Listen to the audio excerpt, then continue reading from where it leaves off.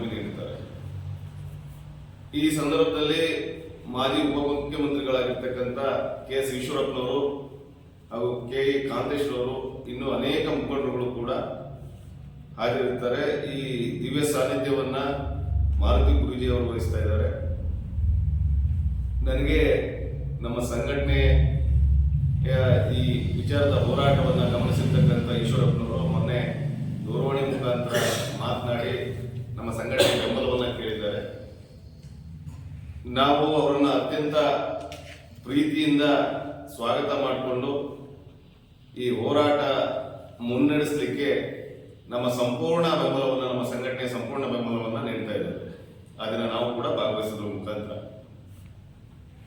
ನಂತರ ಮತ್ತೊಂದು ಮಹತ್ವದ ವಿಚಾರ, ರಾಜ್ಯದ 19 ಜಿಲ್ಲೆಗಳ ವಿದ್ಯುತ್ ಪ್ರಸರಣ ವ್ಯವಸ್ಥೆಯನ್ನ ಏನು ಖಾಸಗೀಕರಣ ಮಾಡಲಿಕ್ಕೆ ಕೇಂದ್ರ ಸರ್ಕಾರ, ರಾಜ್ಯ ಸರ್ಕಾರ ಹೊರಟಿದ್ದಾವೆ. ಇದರ ವಿರುದ್ಧ ರಾಜ್ಯಾದ್ಯಂತ ಹೋರಾಟಗಳು ನಡೀತಾನೆ ಇದ್ದಾವೆ ನಿರಂತರವಾಗಿ. ಸಾಗರದಲ್ಲೂ ಕೂಡ ಅತ್ಯುತ್ತಮ ರೀತಿಯಲ್ಲಿ ಪ್ರತಿಭಟನೆಗಳು ದಾಖಲಾಗಿದ್ದಾವೆ.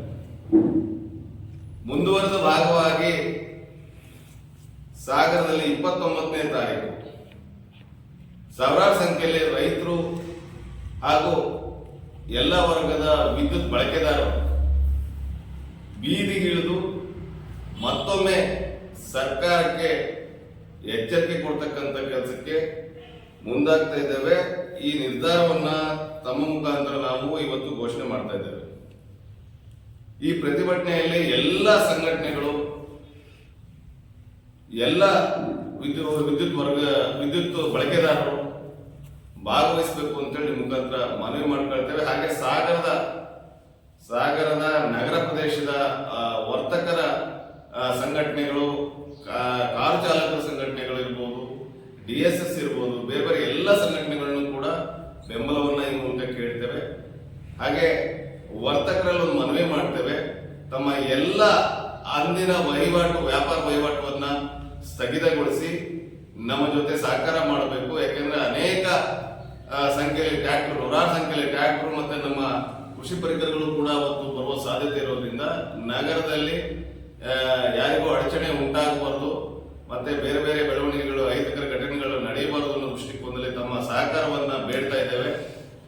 ಈ ಒಂದು ಹೋರಾಟ ಬರೀ ರೈತರ ವಿಚಾರದಲ್ಲ, ಎಲ್ಲ ವರ್ಗದ ಜನಸಾಮಾನ್ಯರ ವಿಚಾರದಲ್ಲಿ ಕೈಗೆತ್ತಿಕೊಂಡಿರ್ತಕ್ಕಂಥದ್ದು. ಹಾಗಾಗಿ ನಗರ ಪ್ರದೇಶದಲ್ಲಿ ಯಾರನ್ನು ಬಲವಂತದಿಂದ ಬಂದ್ ಮಾಡಿಸ್ತಕ್ಕಂಥ ಪ್ರಶ್ನೆ ಇಲ್ಲ, ತಮ್ಮೆಲ್ಲರ ಸಹಕಾರ ಇದೆ ಅಂತ ಹೇಳಿ ನಾವು ಭಾವಿಸ್ಕೊಂಡಿದ್ದೇವೆ. ಹಾಗೆ ಮತ್ತೊಂದು ವಿಚಾರ, ಸಾಗರದ APMC ಯಲ್ಲಿ ಏನು ಅವ್ಯವಹಾರ ಆಗ್ತಾ ಇದೆ, ಒಂದು ಕಾಂಪೌಂಡ್ ವಿಚಾರದಲ್ಲಿ, ಕಾಂಪೌಂಡ್ ನಿರ್ಮಾಣ ಹಂತದಲ್ಲಿ ಮತ್ತೆ ಹಿಂದಿನ ಹಳೆಯ ಕಾಂಪೌಂಡ್ ನ ತೆರವುಗೊಳಿಸಿದ್ದ ಅವಶೇಷಗಳು, ಅಂದ್ರೆ ಅದು ಕೂಡ ಸೈಜ್ಗಳು ಬಹಳಷ್ಟು ಸಾವಿರಾರು ಲೋಡು ಸೈಜ್ಗಳು ಇವತ್ತು ಕಳಸಾಗಣೆ ಆಗಿರ್ತಕ್ಕಂಥದ್ದು ಅಂತೇಳಿ ಒಂದಿಷ್ಟು ವರದಿಯಲ್ಲಿ ನೋಡಿದೆ, ಅಥವಾ ಮಾಧ್ಯಮದಲ್ಲೂ ಕೂಡ ನೋಡಿದ್ದೀವಿ. ಯಾರೋ ಬೇರೆ ಪ್ರದೇಶದಲ್ಲಿ ಸಾಗಣೆ ಮಾಡಿಟ್ಟಿದ್ದಾರೆ, ಒಂದಷ್ಟು ಅಲ್ಲೇ ಇಟ್ಟಿದ್ದಾರೆ. ಅಧಿಕಾರಿಗಳು ಕೂಡ ಸರಿಯಾದ ರೀತಿಯಲ್ಲಿ ನಮಗೆ ಮಾಹಿತಿಯನ್ನು ಕೊಡ್ತಾ ಇಲ್ಲ ಅಂತಕ್ಕಂಥದ್ದು ಮಾಜಿ ಶಾಸಕರು ಕೂಡ ಮೊನ್ನೆ ಅವರ ಸುದ್ದಿಯಲ್ಲಿ ನಾನು ನೋಡಿದೆ. ಹಾಗೆ ಒಂದಿಷ್ಟು ಪತ್ರಿಕೆಯಲ್ಲೂ ಕೂಡ ನೋಡಿದೆ. ತಹಶೀಲ್ದಾರ್ ಅವರು ಈ ಕೂಡಲೇ ಗಮನ ಹರಿಸಬೇಕು, ತಾಲೂಕು ಆಡಳಿತ ಗಮನ ಹರಿಸಿ ಉನ್ನತ ಮಟ್ಟದ ತನಿಖೆಯನ್ನು ಮಾಡಬೇಕು ಆ ವಿಚಾರದಲ್ಲಿ. ಹಾಗೆ ರೈತರಿಗೆ ಅನೇಕ ಸೌಲಭ್ಯಗಳಿಂದ ವಂಚಿತರಾಗಿದ್ದಾರೆ APMCಯಲ್ಲಿ.